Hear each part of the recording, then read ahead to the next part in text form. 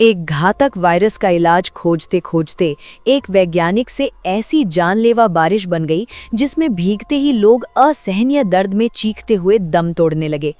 कुछ ही दिनों के भीतर एक के बाद एक पूरा शहर तबाह होकर मानो नक्शे से मिटने लगा। डेनमार्क की एक यूनिवर्सिटी में सिमोन नाम की एक लड़की अपने एग्जाम के लिए जल्दी जल्दी क्लास की ओर जा रही थी। तभी अचानक उसके पिता फेडरिक वहां आ धमकते हैं और बिना कोई कारण बताए सिमोन का हाथ पकड़कर उसे जबरदस्ती अपनी कार में बिठा लेते हैं।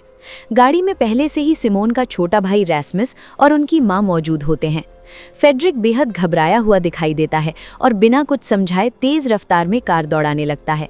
वो सभी को जंगल के अंदर बने एक गुप्त बंकर की ओर ले जा रहा था जिसे उसकी कंपनी अपोलो ने खास तौर पर बनवाया था। मौसम तेजी से बिगड़ रहा था और ऐसा लग रहा था कि किसी भी पल बारिश शुरू हो सकती है। इसी दौरान फेडरिक की तेज ड्राइविंग की वजह से आगे कई गाड़ियों की आपस में टक्कर हो जाती है और सड़क पूरी तरह जाम हो जाती है।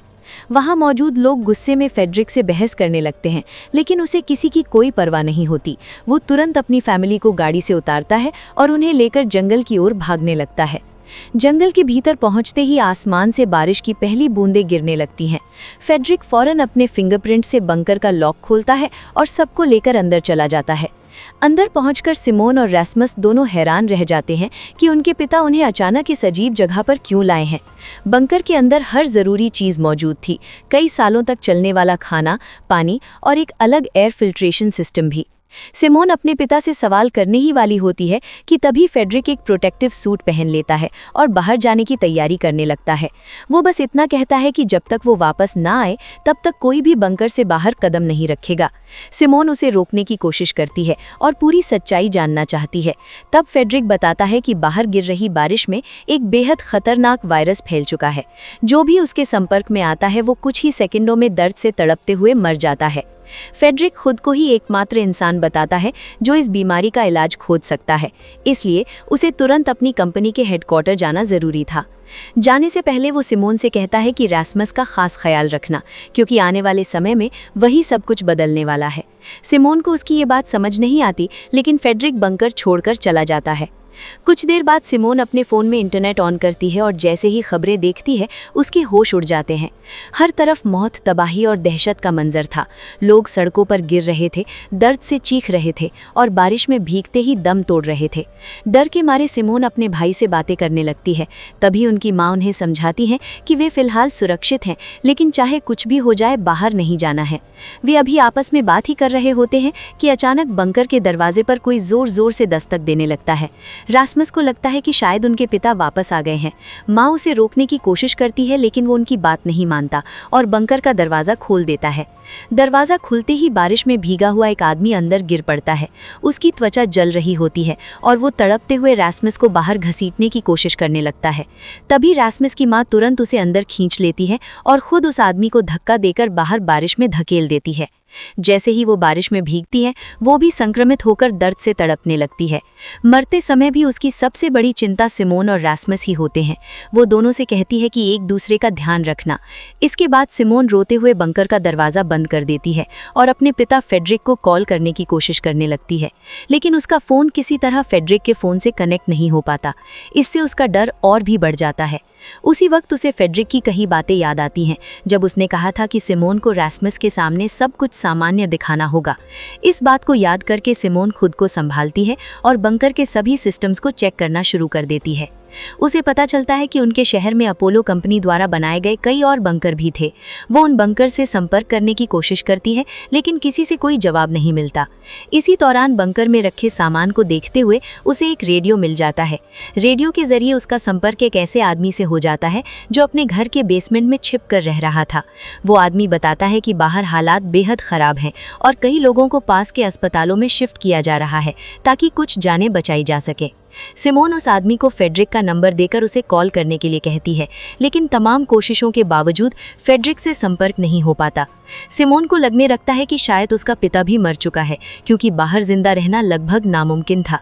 तभी अचानक पूरे शहर की बिजली चली जाती है, जिससे रेडियो का कनेक्शन टूट जाता है और अब सिमोन पूरी तरह अकेली रह जाती है, सिर्फ रैस्मस के साथ। एक हफ्ता गुजर जाने के बाद भी जब फेडरिक वापस नहीं आता तो सिमोन हिम्मत जुटाकर बाहर जाने का प्लान बनाती है। वो रात के समय पीपीई किट पहनकर बंकर के गेट तक पहुंचती है, लेकिन तभी उसे अपनी मां की मौत के डरावने दृश्य याद आने लगते हैं। घबराकर वो तुरंत वापस बंकर के अंदर लौट आती है।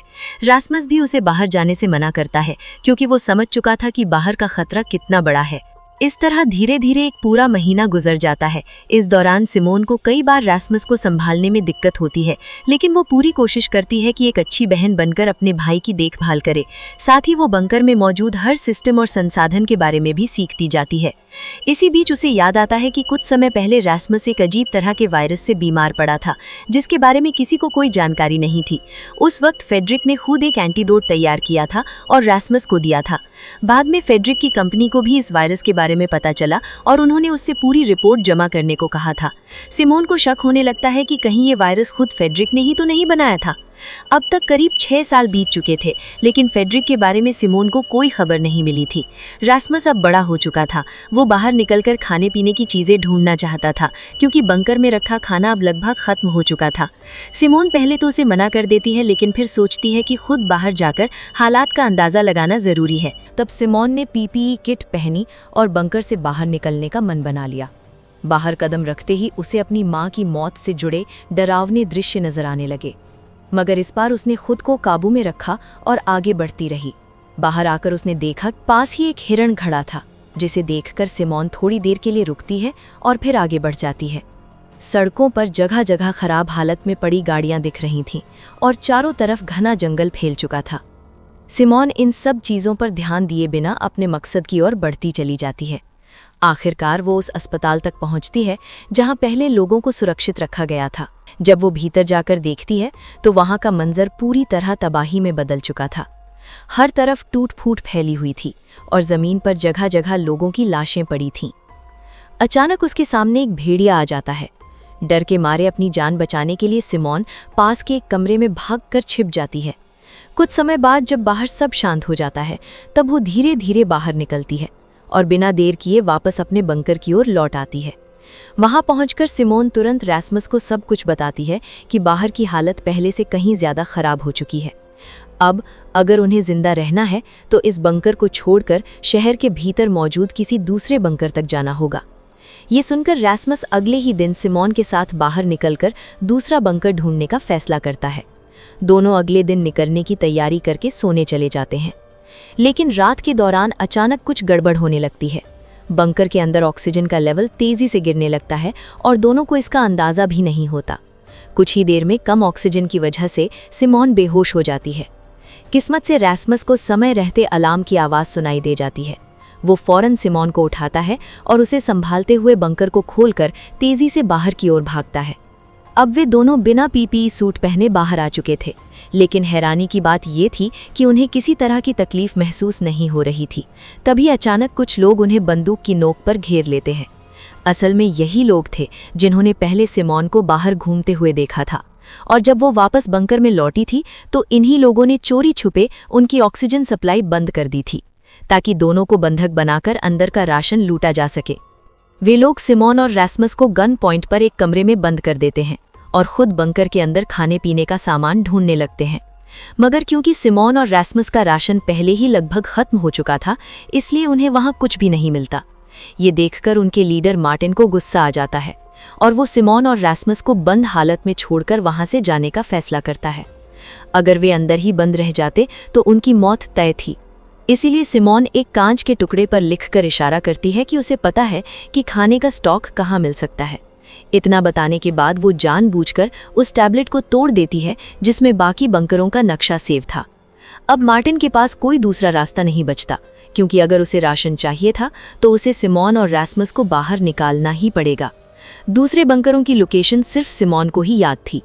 इसी बीच मार्टिन की नज़र सिमोन पर पड़ती है और वो अपने बीते दिनों को याद करने लगता है, जब वो एक सैनिक हुआ करता था। उस समय उसे आदेश मिला था कि वो एक पुल पर तैनात रहकर किसी को भी शहर से बाहर निकलने न दे, ताकि संक्रमण फैल न सके। उस ड्यूटी के दौरान उसने एक औरत को देखा जो अपने बच्चे को गोद में लिए पुल के नीचे से दूसरी तरफ जाने की कोशिश कर रही थी। मार्टिन ने उसे रोकने के लिए हवा में कई गोलियां चलाईं, लेकिन वो औरत नहीं रुकी और हिम्मत करके शहर की सीमा से बाहर निकल गई। उस वक्त उसने उस पर तरस खाया और उसे गोली नहीं मारी। कुछ देर बाद उसके साथी उसे पास के टेंट में बुलाते हैं जहां सभी सैनिक ठहरे हुए थे। वहां जाकर मार्टिन को पता चलता है कि वही औरत जिसे उसने जाने दिया था असल में संक्रमित थी और उसके जाने के बाद से टेंट में मौजूद कई लोग संक्रमण के कारण मर चुके थे। ये जानकर मार्टिन अंदर से टूट जाता है। उसी पल उसने फैसला कर लिया कि अब वो किसी पर भरोसा नहीं करेगा। अब उसके लिए सबसे बड़ा नियम सिर्फ जिंदा रहना था। इतनी बातें याद करने के बाद मार्टिन वर्तमान में लौट आता है और सिमोन की पेशकश को मानने से साफ इनकार कर देता है। लेकिन सच्चाई ये थी कि उनके पास खाने के लिए कुछ भी नहीं बचा था और बिना भोजन के वे ज्यादा दिनों तक जिंदा नहीं रह सकते थे। यही सोचकर आखिरकार मार्टिन को सिमोन की बात माननी पड़ती है। वो सिमोन और रैस्मस को आजाद कर देता है और उन्हें अपने साथ बाहर ले जाता है। कई सालों बाद जब सिमोन और रैस्मस बंकर से बाहर निकलते हैं तो खुली हवा और उजाले को देखकर दोनों के चेहरे पर राहत झलक उठती है। इतने लंबे समय बाद बाहर आना उनके लिए किसी चमत्कार से कम नहीं था। थोड़ी देर बाद जब वे मार्टिन और उसकी टीम से बात करते हैं तो उन्हें पता चलता है कि अब दुनिया में खाने और पानी की इतनी भारी कमी हो चुकी है कि कुछ लोग जिंदा रहने के लिए इंसानों को भी मारकर खाने लगे हैं। ये सुनकर सिमोन और रैस्मस दोनों सन्न रह जाते हैं। तभी अचानक कुछ दूरी पर एक और ग्रुप नजर आता है। वे लोग अपने थर्मल सेंसर ड्रोन से पूरे इलाके में इंसानों को ढूंढ रहे थे ताकि उन्हें पकड़कर मार सकें। ये देखते ही मार्टिन तुरंत सबको एल्यूमिनियम फॉइल से ढक देता है ताकि उनकी बॉडी हीट ड्रोन के कैमरे में दिखाई ना दे।